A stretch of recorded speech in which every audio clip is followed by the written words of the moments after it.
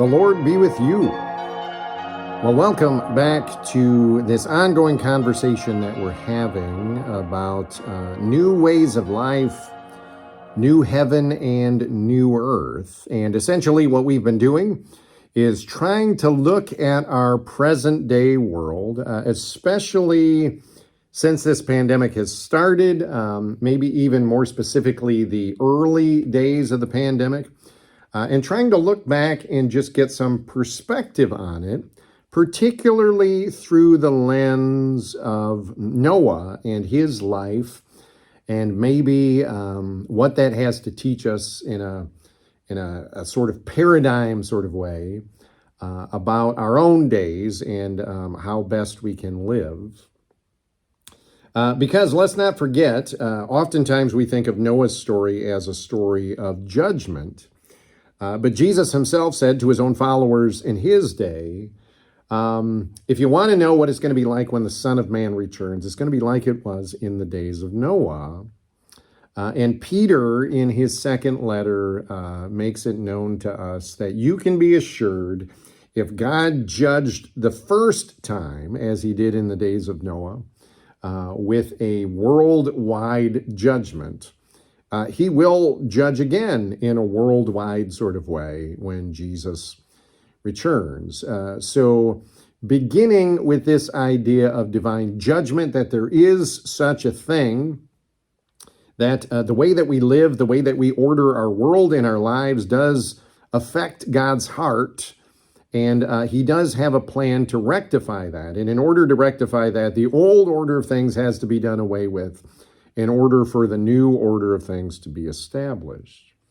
But there are also interesting things that we get from Noah's story, including even if you live in a world where the entire culture has gone astray from God and from his teachings, it is possible to live in a counter-cultural way. Even if you are in the minority, even if maybe you are the only one who lives that way, there's no reason for you to forsake this faith that has been handed down to you from our ancestors, this way that connects us to God and his creation, and living in a counter-witness sort of way. Even by living faithfully to God, we bear witness to everyone and everything else around us that there is a God who cares, and he calls us to something different, something better. And one of the things I think we learn from Noah in his time on the ark, him and his family, is that there is an original vocation that he returns to that very much has to do with taking care of creation. Now, he doesn't have to take care of the land because that's all flooded, but he does have to care for the animals day in and day out, as well as himself and his family, and you can't help but wonder if maybe that puts a new perspective, a new appreciation on life as gift, what it's worth, what it means, and maybe what we're called to do. Even if we're surrounded by death all around us, we can still appreciate and care for life. That's kind of where we left Noah. He was still on an ark. He had been on this ark for 150 days and was still floating without direction, without purpose, waiting to see what God was going to do. What we find that transpired in the verses after where we read up to in the last video is eventually God made those waters recede slowly over time. And after 150 days, which is essentially 5 months of being on the ark, sheltering in place, Noah and his family and all of the animals, they came to rest. The ark hit the top of Mount Ararat, and that's sort of where it stayed. So we pick up the story there in Genesis chapter 8, beginning in verse 6. It says, at the end of 40 days, Noah opened the window of the ark, which he had made, and sent forth a raven. And it went to and fro until the waters were dried up from the earth. Then he sent forth a dove from him to see if the waters had subsided from the face of the ground. But the dove found no place to set her foot. And she returned to him, to the ark, for the waters were still on the face of the whole earth. So he put forth his hand and took her and brought her back into the ark with him. He waited another 7 days. And again he sent forth the dove out of the ark. And the dove came back to him in the evening, and lo, in her mouth was a freshly plucked olive leaf. So no one knew that the waters had subsided from the earth. Then he waited another 7 days and sent forth the dove, and she did not return to him any more. In the 601st year, in the first month, the first day of the month, the waters were dried from off the earth, and Noah removed the covering of the ark and looked, and behold, the face of the ground was dry. In the second month, on the 27th day of the month, the earth was dry. Then God said to Noah, "Go forth from the ark, you and your wife and your sons wives with you.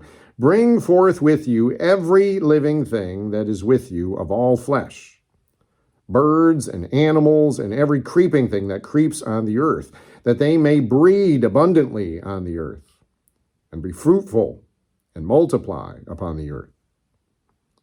So Noah went forth, and his sons and his wife and his sons' wives with him, and every beast, every creeping thing, and every bird, everything that moves upon the earth, went forth by families out of the ark. Then Noah built an altar to Yahweh, and took of every clean animal and every clean bird, and offered burnt offerings on the altar. And when Yahweh smelled the pleasing odor, Yahweh said in his heart, "I will never again curse the ground because of humans. For the imagination of human beings' hearts is evil from their youth. Neither will I ever again destroy every living creature as I have done. While the earth remains, seed time and harvest, cold and heat, summer and winter, day and night shall not cease." Friends, these are the true words of our eternal God. Now, what you have here is essentially this waiting game. Now, think about that anxiety that must have existed on the ark. You're talking about 5 months of not knowing what there is going to be to go back to. You know that every living thing is destroyed. You had God warn you about that. You've probably heard the noise of that with all of the flooding and the roaring and the chaos of the waves, and you have been sitting and waiting and waiting and waiting, and then finally the ark comes to rest. It's not moving anymore, so you have all of that sea turbulence has settled, but there's still waters as far as the eye can see. So after 150 days, we read that Noah waits 40 more days, and then eventually he sends out a raven. Now, the way I have come to understand the difference between the raven and the dove is, if I'm correct in this, or at least correct in remembering this, ravens tend to nest higher up. Doves tend to be much more surface dwelling in low bushes or even on the ground. So he sends the raven out first, and the raven just keeps flying around until it finds someplace. So maybe the raven can rest on the ark. Maybe the raven comes back in, at least until it goes someplace and it doesn't return. So Noah waits another week, another 7 days. He sends out a dove. There's some kind of covering on the ark, so apparently they can't see everything that's all around them. And the dove flies around and it can't find any place to rest. So he takes it in and he waits another 7 days. And you keep having this waiting and waiting and waiting, which is interesting to me because if I remember the pandemic experience correctly, this whole sheltering in place and being safer at home drove everybody nuts, that people found excuses to not wait and to just go and do things as if somehow we were violating our God-given rights if we hold up in any place for any amount of time, which is exactly the counter experience that Noah had, right? That he just had to keep sitting there and waiting and waiting. And then finally, the dove comes back with an olive branch. So we know that this smaller bush, this smaller plant is growing again. There must be things growing on the surface of the earth again. He waits another 7 days, and then he sends the dove out again, and this time it doesn't return. And it communicates to Noah, there must be places to set foot on dry land again. But even that doesn't mean that he can come out. He takes the cover off of the ark, and he waits. He waits for God to tell him when the waiting is over with. And what we learn is it is by the 601st year of Noah's life, in the second month, essentially the 27th day, almost the end of the month. So more than a full year has gone by since Noah first entered the ark. A full year. And Noah has not set foot on dry ground in that entire time.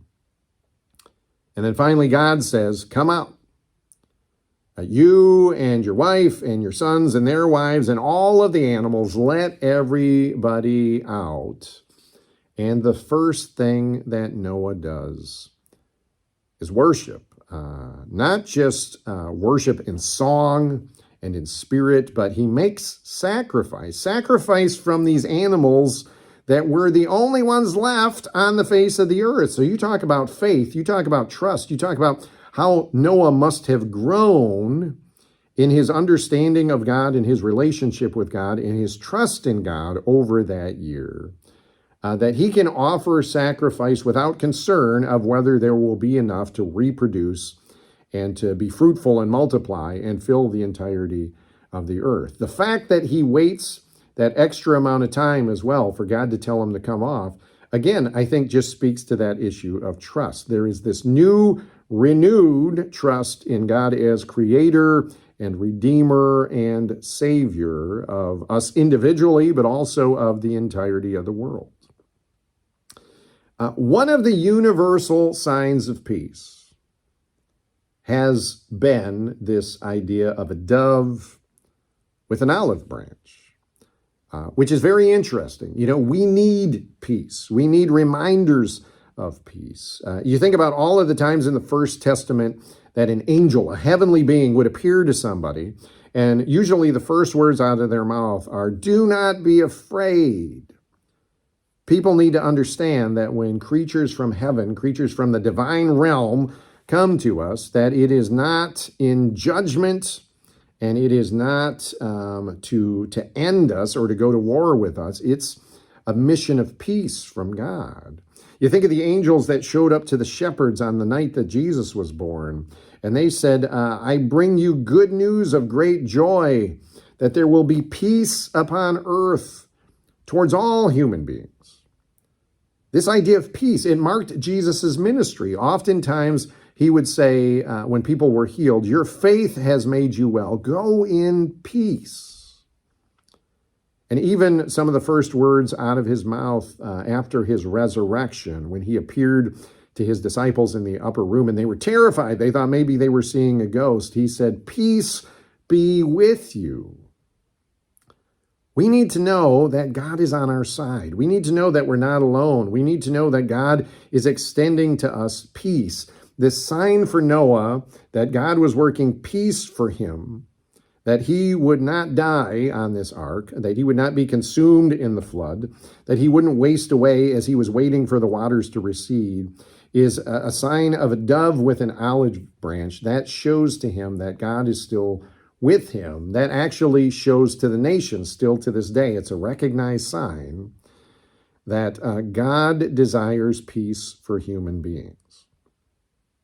What's interesting is that isn't the only sign of peace in this passage. God says at the end, after the offering, that he promises he's not going to destroy everything or curse the ground like he did because of the evil in the hearts of human beings. But instead, it'll be a sign to us that he is being patient and he is being peaceful with us, because people will plant and people will harvest. The seasons will change. It'll go from summer to winter. The days will go from hot to cold and back to hot again. The sun will rise and the sun will set, and the moon will rise and the moon will set. So in other words, the passing of time, the passing of seasons, their continuance will be a reminder to us that God is making a way of peace for us.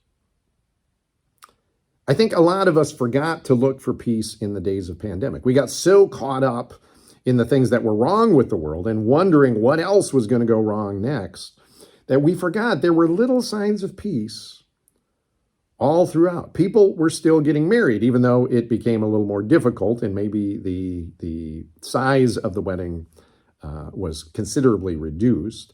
People were still having babies. People were still graduating from high school. Again, all of it was complicated, but there was this continuance of things that were happening. And that, if we had eyes to see, should have reminded us that God was still at peace with us. What about now? What signs of peace do you see around you?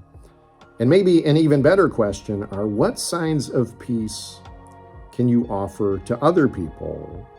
As these days are still strange, people are still stressed out. There's still a lot of anxiety and uncertainty in our world. So how can you remind people? How can you be a representative or an instrument of peace in people's daily lives? I think that's another lesson we can learn from the story of Noah.